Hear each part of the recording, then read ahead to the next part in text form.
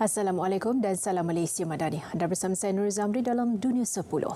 Angka kematian rakyat Palestin akibat serangan tentera Israel terus meningkat. Sehingga kini jumlahnya mencecah 28,473 orang. Dalam tempoh 24 jam lalu sahaja 164 rakyat Palestin terbunuh.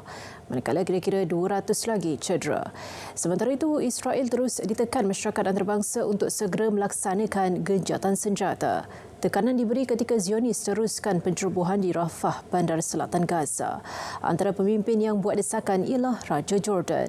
Baginda beri amaran serangan Israel terhadap Rafah akan wujudkan satu lagi malapetaka kemanusiaan. Afrika Selatan menggesa Mahkamah Tinggi PBB mengenakan lebih banyak tekanan undang-undang ke atas Israel supaya menghentikan serangan ke atas Rafah. Aduan telah dikemukakan di Mahkamah Keadilan Antarabangsa ICJ di The Hague. Afrika Selatan mendakwa serangan rejim Zionis ke atas Gaza sama dengan pelanggaran Konvensyen Genosid. Ini kerana Israel masih lagi meneruskan serangan terhadap penduduk Gaza. Malah rejim Zionis itu sedang bersiap sedia untuk operasi Rafah. Bagi Afrika Selatan, ia sudah cukup untuk meminta ICJ menyemak semula langkah-langkah sementaranya dan mengeluarkan perintah yang lebih tegas. Serangan ketenteraan itu akan mengakibatkan pembunuhan, kecederaan serta kemusnahan berskala besar. Ini akan menjadi pelanggaran serius dan tidak boleh diperbaiki kedua-dua Konvensyen Genosid dan perintah mahkamah pada 26 Januari 2024.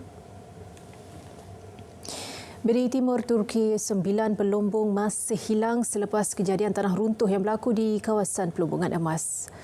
Usaha mencari serta menyelamat sedang giat dijalankan. Rakaman yang dikongsi ahli Parlimen Turki, Mustafa Sregar, menunjukkan runtuhan besar bersama tanah dan batu itu berlaku sangat cepat hingga ke bahagian lembah.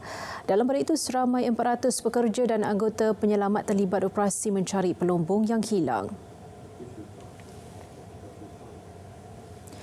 Selepas 75 hari berkempen, lebih 200 juta rakyat Indonesia menunaikan tanggungjawab mereka hari ini untuk keluar mengundi bagi memilih Presiden baharu sempena pemilihan umum pemilu 2024. Sebanyak 823,220 tempat pemungutan suara TPS dibuka di 38 provinsi seluruh Indonesia. Wartawan Grace Aisyah Kedayan ada laporannya.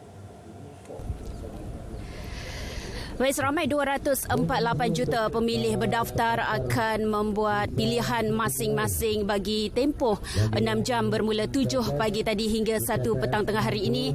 Fasa penting ini menentukan siapakah Presiden baharu yang akan diberikan mandat bagi memimpin Republik Indonesia.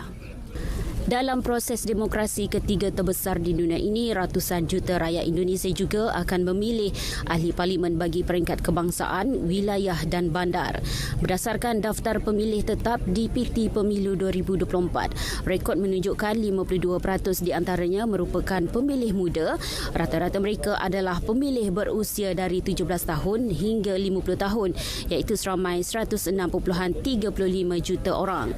Daripada angka itu, generasi milenial yang lahir antara 1981 hingga 1996 mendominasi pemilih tertinggi, iaitu lebih 68 juta orang. Diikuti generasi X, iaitu 57 juta orang bagi mereka yang lahir dari tahun 1965 hingga 1980. Pemilihan Presiden Indonesia 2024 menyaksikan saingan 3 penjuru.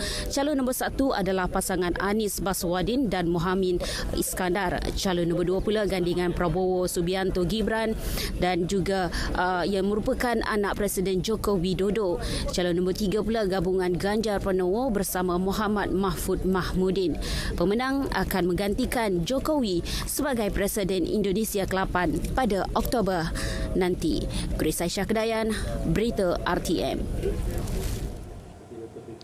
Dunia 10 berakhir di sini. Dari sungai ke segara, Palestin pasti merdeka. Malaysia Madani, tekad perpaduan penuhi harapan. Assalamualaikum.